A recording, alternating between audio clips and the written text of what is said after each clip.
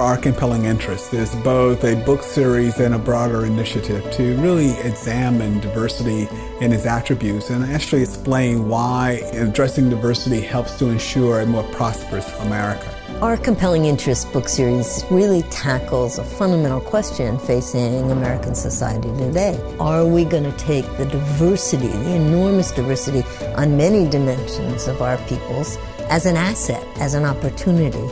Or are we going to be threatened by it? There are forces of prejudice and forces of exclusion throughout our history around race, around ethnicity, around gender, including around religion. I think what makes religion distinct is that the set of formal founders of the United States, the people who wrote the Declaration of Independence and the Constitution, their articulation of religious diversity is really inspiring. They set the North Star, and over the course of American history, different generations of Americans have kind of worked up to achieve that ideal that our founders set.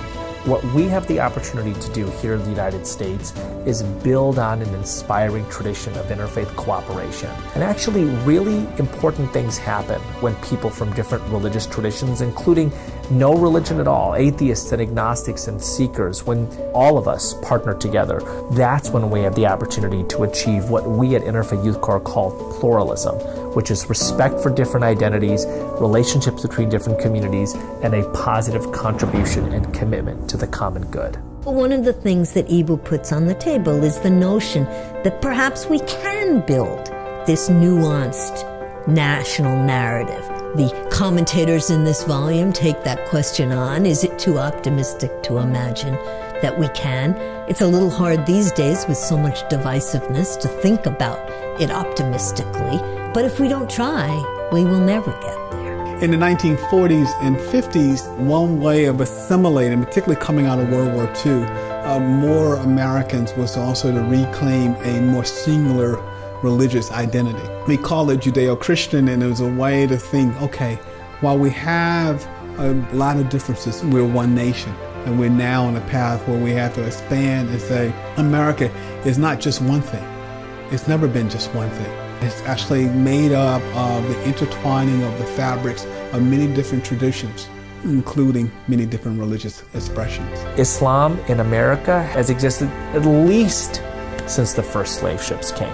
And so we should see ourselves as part of American history from the beginning, as contributors from the beginning. And we now have the chance to contribute to America in a particularly special way, which is at a time that American prejudice is focusing on Muslims, we have a chance to expand the American narrative.